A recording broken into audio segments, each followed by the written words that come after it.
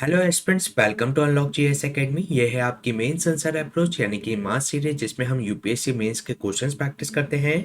आज का ये सेशन है वीक फिफ्थ का फर्स्ट सेशन, जिसके अंतर्गत हम जीएस पेपर 1 के क्वेश्चंस डिस्कस करेंगे। आज के इस सेशन में हम 3 क्वेश्चन प्रैक्टिस करने वाले हैं, जिसमें से 2 क्वेश्चन रहेंगे ज्योग्राफी सेक्शन से और एक क्वेश्चन हम डिस्कस करेंगे मॉडर्न इंडिया सेक्शन से। तो चलिए स्टार्ट करते हैं आज का इंपॉर्टेंट सेशन। इसमें जो फर्स्ट क्वेश्चन है आपका ज्योग्राफी सेक्शन से है, जिसके अंतर्गत आपसे ये पूछा गया है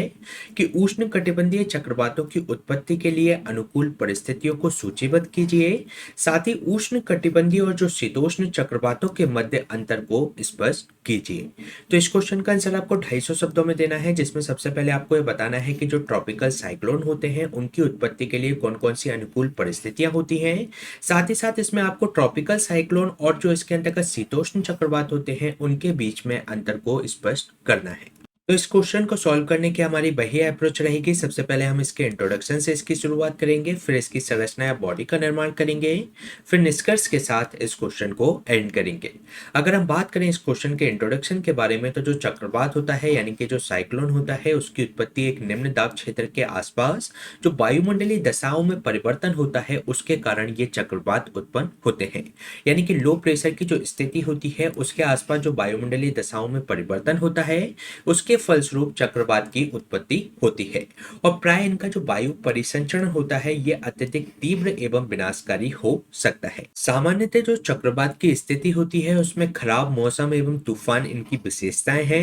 इसके साथ ही अगर हम बात करें इन चक्रवात के अंतर्गत जो पवनों की दिशाओं के बारे में, तो इसमें जो उत्तरी गोलार्ध होता है यानी कि जो नॉर्थर्न हेमिस्फीयर होता है उसके अंतर्गत इनकी जो पवनों की दिशा होती है वह वामवर्त यानी कि इसमें क्लॉकवाइज होती है। इसके साथ ही जो सदर्न हेमिस्फीयर होता है यानी कि जो दक्षिणी गोलार्ध होता है उसके अंतर्गत पवनों की जो दिशा होती है वह दक्षिणावर्त यानी कि एंटी क्लॉकवाइज होती है। इसके साथ ही चक्रवातों की उत्पत्ति के स्थिति के आधार पर इनको 2 प्रकार के अंतर्गत इनको विभाजित किया जाता है, यानी कि ट्रॉपिकल साइक्लोन यानी कि उष्ण कटिबंधीय चक्रवात जो कि 10 से 30 degree northern and southern hemisphere के अंतर्गत हमें देखने को मिलते हैं। इसके अलावा एक्स्ट्रा ट्रॉपिकल साइक्लोन होते हैं जिनको शीतोष्ण चक्रवात कहा जाता है, जिनकी स्थिति हमें 35 डिग्री से 65 डिग्री के नॉर्थर्न एंड सदर्न हेमिस्फीयर के अंतर्गत देखने को मिलती है। तो इस तरीके से इस क्वेश्चन की स्टार्टिंग की जा सकती है। इसके बाद अगर हम बात करें उष्ण कटिबंधीय चक्रवातों की उत्पत्ति के लिए अनुकूल परिस्थितियों के बारे में, तो इसमें बृहद समुद्री सतह इसके लिए होनी चाहिए और इसमें आर्द्र पवनों की आपूर्ति इस बृहद समुद्री सतह के माध्यम से होनी चाहिए, जिससे कि ये बादलों के निर्माण में इसे सहयोग करता है। इसके लिए अगर हम बात करें यहाँ पर टेम्परेचर के बारे में, तो इस पर 27 डिग्री टेम्परेचर जो अधिकतम तापमान इसके अंतर्गत होना चाहिए और इसमें जो उच्च तापमान होता है ये आवश्यक ऊष्मा इसको प्रदान करता है। इसके साथ ही इसमें जो कोरियोलिस बल है उसकी उपस्थिति आवश्यक है ताकि केंद्र की ओर जो पवनों का संचरण है वह लगातार होता रहे। अगर हम बात करें इसमें कोरियोलिस बल के बारे में, तो जो पृथ्वी के घूर्णन के कारण जो बल उत्पन्न होता है उसको कोरियोलिस बल इसके अंतर्गत कहा जाता है। इसके साथ ही जो वायु प्रवाह प्रणाली की निरंतरता के लिए यह आवश्यक है कि जो ऊर्ध्वाधर पवन है उसकी गति में अंतर इसके अंतर्गत कम होना आवश्यक है। इसके साथ ही अगर हम बात करें अन्य अनुकूल परिस्थितियों के बारे में, तो जो केंद्र की तरफ आर्द्र पवनों को जो आकर्षित करने के लिए पहले से ही जो कमजोर या निम्न दाब का क्षेत्र वहां पर होना आवश्यक है, यानी कि यहाँ पर लो प्रेशर की मौजूदगी यहाँ पर होनी चाहिए। इसके अलावा समुद्र तल तंत्र पर ऊपरी अपसरण आवश्यक है ताकि केंद्र में जो निम्न दाब प्रणाली है वह इसके अंतर्गत बनी रह सके। तो ये हमने बात की उष्ण कटिबंधीय चक्रवात के लिए अनुकूल परिस्थितियों के बारे में। इसके बाद अगर हम बात करें उष्ण कटिबंधीय चक्रवात और शीतोष्ण चक्रवातों के बीच में अंतर के बारे में, तो जो उष्ण कटिबंधीय चक्रवात होते हैं इनका जो मूल आधार होता है ये उष्णीय होता है, यानी कि ऊष्मा के माध्यम से ये उत्पन्न होते हैं और इसकी जो ऊर्जा इसको प्राप्त होती है संघनन प्रक्रिया के दौरान जो इसमें लेटेंट हीट प्रोड्यूस होती है उसके माध्यम से इसको प्राप्त होती है। इसके अलावा अगर हम बात करें शीतोष्ण चक्रवात के बारे में, तो इसका जो मूल आधार होता है इसकी डायनेमिसिटी में होता है, यानी कि गत्यात्मक प्रकार का होता है। उसमें जो कोरियोलिस बल होता है और जो वायु राशियों की गति इसके अंतर्गत सम्मिलित होती है और इसके फलस्वरूप ही इसमें शीत और उष्ण वाताग्र का निर्माण होता है। इसके साथ ही अगर हम बात करें उष्ण कटिबंधीय चक्रवात की स्थिति के बारे में, तो ये स्थिति हमें 10 से 20 degree north and southern hemisphere के अंतर्गत देखने को मिलती है, जबकि अगर हम बात करें शीतोष्ण चक्रवात की तो ये हमें 35 से 65 degree north and south hemisphere में देखने को मिलते हैं और अत्यधिक तापांतर के कारण ये हमें उत्तरी गोलार्ध में अधिक स्पष्ट दिखाई देते हैं। इसके साथ ही अगर हम बात करें इनकी उत्पत्ति के लिए जो रिक्वायर्ड टेम्परेचर होता है ये 26 से 27 डिग्री सेल्सियस से ये अधिक होना चाहिए, क्योंकि जो ताप वाली समुद्री सतह होती है वह भूमि पर पहुंचने पर ये विलुप्त हो जाती है। तो इसके कारण से यहाँ पर जो ट्रॉपिकल साइक्लोन होते हैं जब इसका लैंडफॉल होता है तो ये समाप्त हो जाते हैं। इसके साथ ही अगर हम बात करें शीतोष्ण चक्रवात की उत्पत्ति के बारे में तो ये स्थल एवं जल दोनों में ही ये हो सकती है। इसके साथ ही अगर हम बात करें उष्णकटिबंधीय चक्रवात के बारे में तो इसका जो विस्तार होता है कम क्षेत्र तक होता है, उसका जो व्यास होता है लगभग 100 से 500 किलोमीटर तक होता है। जबकि जो शीतोष्ण चक्रवात है उसका जो क्षेत्र है अधिक व्यापक होता है, उसका जो व्यास होता है 300 से 2000 किलोमीटर तक ये हो सकता है। इसके साथ ही अगर हम बात करें इनके अन्य अंतरों के बारे में तो जो पवनों का वेग होता है यहाँ पर जो उष्णकटिबंधीय चक्रवात में वह बहुत अधिक होता है, लगभग 100 से 250 किलोमीटर पर आवर तक। जबकि जो शीतोष्ण चक्रवात होते हैं इसमें जो वेग होता है तुलनात्मक रूप से कम होता है, जो कि 30 से 150 किलोमीटर पर आवर तक ये हो सकता है। इसके साथ ही जो उष्णकटिबंधीय चक्रवात होती है उनकी जो डायरेक्शन होती है ये पूर्व से पश्चिम की ओर होती है, जबकि जो शीतोष्ण चक्रवात होते हैं उनकी जो डायरेक्शन होती है ये पश्चिम से पूर्व की ओर होती है। इसके साथ ही जो इसमें उष्णकटिबंधीय चक्रवात होते हैं इसमें वाताग्र नहीं बनते और ये समुद्र की जो उष्ण एवं आर्द्र वायु है उससे ये अपनी ऊर्जा प्राप्त करती है। जबकि इसके अंतर्गत जो शीतोष्ण चक्रवात है इसमें वाताग्र प्रणाली होती है और इसके अंतर्गत जो वायुमंडल में जो क्षैतिज तापमान जो अंतराल आता है उससे ये अपनी ऊर्जा प्राप्त करता है। इसके साथ ही अगर हम बात करें जेट स्ट्रीम की, जिसे ऊपरी सतह के वायु परिसंचरण को कहा जाता है, तो इससे जो उष्ण कटिबंधीय चक्रवात का संबंध है वह अभी स्पष्ट नहीं है। जबकि जो जेट स्ट्रीम है और जो रोस्बी वेव्स होती है इसके साथ जो इसमें जो शीतोष्ण चक्रवात है इसका स्पष्ट संबंध इसके अंतर्गत दिखाई देता है। इसके साथ ही अगर हम बात करें उष्ण कटिबंधीय चक्रवात के अंतर्गत जो उसमें केंद्र को एक आंख कहा जाता है, यानी कि जो साइक्लोन की आई इसको कहा जाता है, जो कि शांत पवनों का वर्षा रहित क्षेत्र यहाँ पर होता है। इसके साथ ही शीतोष्ण चक्रवात की अगर हम बात करें तो कोई भी स्थान इसके अंतर्गत ऐसा नहीं होता जहां पर पवनों एवं वर्षा से वे प्रभावित ना हो। तो ये हमने बात की इसमें उष्ण कटिबंधीय चक्रवात और शीतोष्ण कटिबंधीय चक्रवात के अंतर के बारे में। इसके बाद अगर हम बात करें इसके निष्कर्ष के बारे में तो ये अनुमान लगाया जा रहा है कि जो जलवायु परिवर्तन की जो घटनाएं हैं उसके साथ भविष्य में उष्ण कटिबंधीय चक्रवातीय जो वर्षा है उनकी जो तीव्रता है और उनकी जो आवृत्ति में है उसकी में वृद्धि की संभावना इसके अंतर्गत देखी जा रही है। तो ये क्वेश्चन हमने डिस्कस किया जीएस पेपर 1 के ज्योग्राफी सेक्शन से। चलिए चलते हैं नेक्स्ट क्वेश्चन पे। नेक्स्ट क्वेश्चन भी आपका ज्योग्राफी सेक्शन से है, जिसके अंतर्गत आपसे ये पूछा गया है कि जो अंतर्जनित और बहिर्जनित जो भू आकृतिक प्रक्रियाओं के बीच अंतर को स्पष्ट कीजिए, साथ ही अपक्षय के महत्व पर भी प्रकाश डालिए। तो इस क्वेश्चन का आंसर आपको 250 शब्दों में देना है, जिसमें आपको ये बताना है कि जो अंतर्जनित और बहिर्जनित जो भू आकृतिक प्रक्रिया है उनके बीच में अंतर क्या है, साथ ही साथ इसमें आपको जो वेदरिंग होती है यानी कि जो अपक्षय होता है उसके महत्व पर भी आपको प्रकाश डालना है। तो इस क्वेश्चन को सॉल्व करने की हमारी वही अप्रोच रहेगी। सबसे पहले अगर हम बात करें इस क्वेश्चन के इंट्रोडक्शन के बारे में तो जो धरातल के जो पदार्थ होते हैं उनमें जो अंतर्जनित एवं जो बहिर्जनित बलों द्वारा जो भौतिक दबाव एवं रासायनिक क्रियाओं के कारण जो भूतल के विन्यास में परिवर्तन को यहाँ पर भू आकृतिक प्रक्रियाएं कहा जाता है। यानी कि जो इसमें ज्योमॉर्फिकल जो प्रोसेसेस होती है उसकी परिभाषा से इस क्वेश्चन की स्टार्टिंग की जा सकती है, जिसके अंतर्गत जो धरातल के जो पदार्थ होते हैं उनमें जो अंतर्जनित और जो बहिर्जनित बलों के प्रभाव से इसमें भौतिक दबाव एवं रासायनिक क्रियाओं के माध्यम से जो भूतल का जो विन्यास है उसके अंतर्गत जो परिवर्तन होता है उसको इसके अंतर्गत जियोमॉर्फिकल प्रोसेसेस कहा जाता है। जहां एक तरफ जो पटल विरूपण और जो ज्वालामुखीता होती है ये अंतर्जनित भू आकृतिक प्रक्रिया है, वहीं दूसरी तरफ अगर हम बात करें तो जो अपक्षय है और जो बृहच्छरण यानी कि मास वेस्टिंग है, साथ ही साथ जो अपवर्तन एवं जो निक्षेपण है वे बहिर्जनित भू आकृतिक प्रक्रियाओं के रूप में जाने जाते हैं। इसके साथ ही अगर हम बात करें इसमें अंतर्जनित एवं बहिर्जनित प्रक्रियाओं के बीच में अंतर के बारे में तो अगर हम बात करें इनकी अवस्थिति की तो जैसे कि इनके नाम से ही क्लियर है कि जो अंतर्जनित प्रक्रियाएं हैं पृथ्वी की सतह के अंदर होती हैं, जबकि जो बहिर्जनित जो प्रक्रियाएं हैं वे पृथ्वी की सतह के बाहर हमें देखने को मिलती है। इसके साथ ही अगर हम बात करें इनके लिए प्रेरक बल के बारे में तो जो पृथ्वी के अंदर से जो निकलने वाली ऊर्जा है जो कि अधिकांशतः रेडियोधर्मी क्रियाओं और इसमें जो घूर्णन और ज्वारीय घर्षण और पृथ्वी की उत्पत्ति से जो प्रारंभिक ऊष्मा है इन प्रक्रियाओं के प्रमुख बल के स्रोत के रूप में कार्य करती करती है। जबकि अगर हम बात करें इसमें जो बहिर्जनिक प्रक्रियाओं के अंतर्गत प्रेरक बल की, तो इसमें जो बहिर्जात जो प्रक्रियाएं हैं अपनी ऊर्जा सूर्य द्वारा निर्धारित जो वायुमंडलीय ऊर्जा है,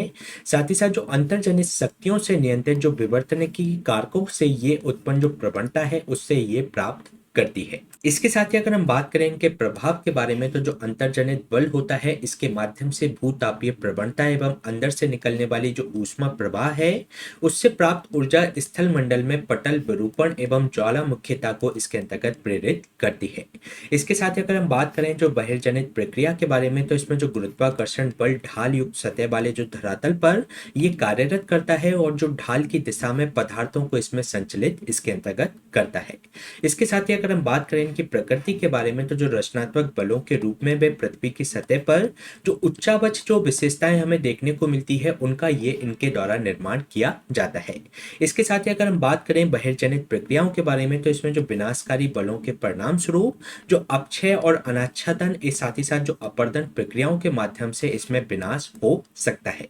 इसके साथ ही अगर हम बात करें इनके उदाहरण के बारे में, तो जो अंतर्जनित प्रक्रियाओं के जो उदाहरण है उसमें हमें भूकंप और ज्वालामुखी देखने को मिलते हैं, जबकि जो बहिर्जनित प्रक्रियाओं के अंतर्गत हमें पवन, नदियां और हिमनद वाले कारक हमें इसके अंतर्गत देखने को मिलते हैं। तो ये हमने बात की अंतर्जनित प्रक्रियाओं और बहिर्जनित प्रक्रियाओं के बीच में अंतर के बारे में। इसके बाद अगर हम बात करें अपक्षय के महत्व के बारे में, तो जो अपक्षय होता है यानी कि जो वेदरिंग होती है उसके अंतर्गत वायुमंडलीय तत्वों की धरातल के पदार्थों पर की गई जो क्रिया इसके अंतर्गत शामिल होती है, और इसके अंतर्गत जो अनेक प्रक्रियाएं जो या तो पृथक रूप से या सामूहिक रूप से धरातल के पदार्थों को ये प्रभावित कर सकती है और इन्हें खंडित करके छोटे छोटे टुकड़ों में भी ये विभाजित कर देती है। और ये जो प्रक्रिया होती है सेलों को छोटे छोटे टुकड़ों में तोड़ने एवं मृदा निर्माण का मार्ग भी इसके अंतर्गत प्रशस्त होता है, और ये उनके अपर्दन एवं बृहद संचालन के लिए भी उत्तरदायी इसके अंतर्गत होती है। इसके साथ ही अगर हम बात करें इसमें वेदरिंग के इसमें अन्य महत्व के बारे में, तो जो अपक्षय होता है मृदा निर्माण की एक महत्वपूर्ण प्रक्रिया है, और जो जैव विविधता प्रमुखता वनों की ये देन होती है। साथ ही साथ जो वन है वह अपक्षय प्रवाह की जो गहराई पर इसके अंतर्गत निर्भर करते हैं, यानी कि जो मिट्टी की इसमें जो पोषकता अधिक अधिक होगी तो उसके माध्यम से ही जो वनों की पोषकता इसके अंतर्गत अधिक होगी, जिससे कि वहां पर जैव विविधता भी अधिक महत्वपूर्ण हो जाती है।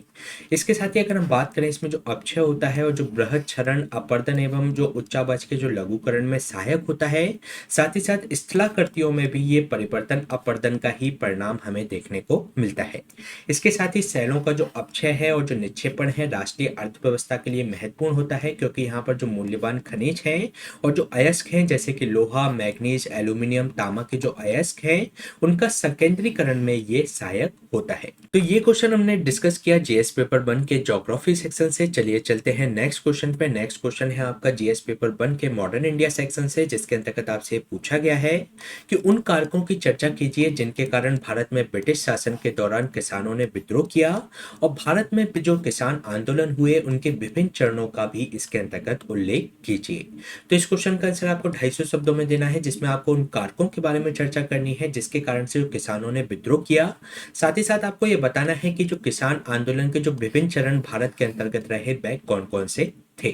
तो इस क्वेश्चन को सॉल्व करने की हमारी वही अप्रोच रहेगी। सबसे पहले अगर हम बात करें इस क्वेश्चन के इंट्रोडक्शन के बारे में, तो भारत में ब्रिटिश शासन के दौरान जो कृषि संरचना के परिवर्तन के प्रत्यक्ष परिणाम के रूप में भारतीय अर्थव्यवस्था में किसान सबसे अधिक शोषित वर्ग के रूप में विद्यमान रहे, जिसके अंतर्गत जो किसान आंदोलन ब्रिटिश शासन के खिलाफ भारतीय संघर्ष का एक महत्वपूर्ण चरण उभर कर इसके अंतर्गत आया। इसके साथ ही अगर हम बात करें किसान आंदोलन के पीछे के कारकों के बारे में, तो इसमें जो प्रतिगामी इसके अंतर्गत कराधान जो नीतियां लगाई गई थी, जिसके अंतर्गत स्थायी बंदोबस्त और जो रैयत बाड़ी जो प्रणाली थी उसके माध्यम से किसानों का अत्यधिक शोषण हुआ, जिसके माध्यम से किसान आंदोलन करने के लिए प्रेरित हुए। इसके साथ ही पारंपरिक जो हस्तशिल्प की बर्बादी के कारण जो इसमें जो हस्तशिल्प उद्योगों के अंतर्गत जो उसमें मजदूर लगे थे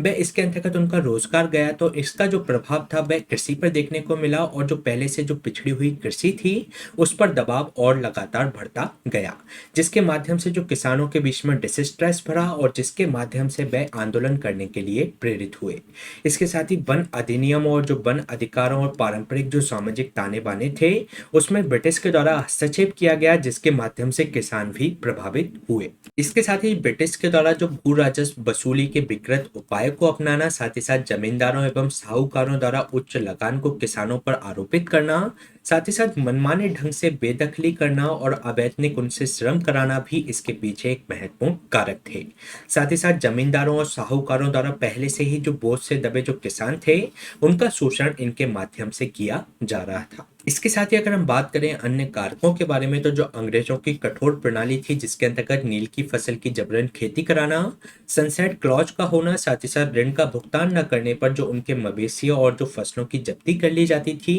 तो इसके माध्यम से भी किसान प्रेरित हुए इस आंदोलन करने के लिए। इसके साथ ही भूमि की जो स्थानांतरणीयता थी जिसके अंतर्गत जो पारंपरिक भूमि अधिकारों से उनको वंचित कर दिया गया, और इसमें भूमि एवं काम के अचानक नुकसान के निश्चित कारणों के बारे में जो जागरूकता का अभाव होना, जिसके कारण एक सामूहिक विद्रोह इसके अंतर्गत किया गया। तो ये हमने बात की किसान आंदोलन के पीछे के कारकों के बारे में। इसके साथ ही अगर हम बात करें भारत में किसान आंदोलन के चरण के बारे में, तो जो 1857 से पहले का चरण, 1857 के बाद का चरण, इसके साथ ही जो 1920 के दशक के दौरान का चरण इसके अंतर्गत विभाजित किया जाता है, और जो द्वितीय विश्व युद्ध के बाद जो चरण देखने को मिलता है, तो इसको 4 प्रकार से इसको विभाजित किया जाता है भारत में किसान आंदोलन को। इसके साथ ही अगर हम बात करें 1857 से पहले के किसान चरण के बारे में, तो किसानों ने खुद को संगठित और अपना नेता इसके अंतर्गत चुना और सामूहिक रूप से इन्होंने आदिम हथियारों से लैस एक विशाल सेना की इन्होंने खड़ी की। इसके साथ ही किसानों ने अदालतों पर हमला एवं दुकानों में लूटपाट की, और इनके जो प्रमुख स्थान लाम मंदी के जो केंद्र हुआ करते थे, जैसे कि अगर हम बात करें इसके एग्जाम्पल के रूप में, जो रंगपुर विद्रोह हुआ था 1783 में, उसको इसके रूप में देखा जा सकता है। इसके साथ ही अगर हम बात करें 1857 के बाद वाले चरण के बारे में, तो जो किसानों की लामबंदी पहले के रूप में ही थी, लेकिन इन्होंने कई सारी नई विशेषताएं इन्होंने हासिल कर ली थी, जिसके अंतर्गत औपनिवेशिक नीतियों, कानूनों और संस्थाओं के बारे में जागरूकता ने किसानों को कुछ हद तक जो तैयार तरीकों से विरोध करने में इसके अंतर्गत मदद की। इसके साथ ही आंदोलन के जो प्रवक्ता के रूप में जो शिक्षित मध्य वर्ग के बुद्धिजीवियों द्वारा उनका नेतृत्व किया गया, जैसे कि बंकिम चंद्र, और जो इसमें आरसी दत्त की भागीदारी इसके अंतर्गत रही। इसके साथ ही 1875 के जो दक्कन के दंगे हुए, इसमें विवरणों को जलाना और बॉन्ड्स को जलाना, साथ ही साथ जमींदारों और कार्यालयों को लूटना इसके अंतर्गत देखा गया। इसके साथ ही अगर हम बात करें 1920 के दशक के दौरान के जो किसान आंदोलन थे उनके बारे में, तो जो गांधीवादी आंदोलन और रूसी क्रांति आदि से प्रभावित जो वर्ग चेतना का विकास इन किसान आंदोलन के अंतर्गत भी देखा गया, जिसमें स्थानीय मुद्दों को स्वराज के जो राष्ट्रीय कारण थे इसके अंतर्गत जोड़ा गया। साथ ही साथ भू राजस्व एवं काश्तकारी की जो उचित व्यवस्था सुनिश्चित करने के लिए सभाओं, सम्मेलन एवं सहकारी आंदोलन का इसके अंतर्गत निर्माण किया गया। जैसे कि अगर हम बात करें यूपी के अंतर्गत जो अवध किसान सभा का इसके अंतर्गत निर्माण किया गया 1918 के अंतर्गत। इसके साथ ही अगर हम बात करें द्वितीय विश्व युद्ध के बाद वाले चरण के बारे में, तो इस चरण में जो तेजी से हिंसक विद्रोह इसमें जो किसान आंदोलन के अंतर्गत हुए, जैसे कि अगर हम बात करें तेलंगाना विद्रोह की, तो ये 1946 से 51 तक चला, और साथ ही साथ जो तेभागा आंदोलन था जहां किसानों ने बंगाल किसान सभा के समर्थन से जो जन संघर्ष का उपयोग करके इसके अंतर्गत विद्रोह किया। तो ये क्वेश्चन हमने डिस्कस किया जीएस पेपर 1 के मॉडर्न इंडिया सेक्शन से। इसी तरीके के सेशन हम आपके बीच में लाते रहेंगे। इसकी जो हैंड रिटन नोट्स की जो पीडीएफ है आपको हमारे इस टेलीग्राम चैनल से मिल जाएगी। साथ ही साथ आप आंसर राइटिंग करते रहिए, और आप जो आंसर राइटिंग करते हैं उसको कमेंट सेक्शन में पेस्ट कीजिएगा, जिसका हम आपको एवैल्यूएशन भी प्रोवाइड कराएंगे। Please stay tuned, subscribe the unlock GS academy. Thank you.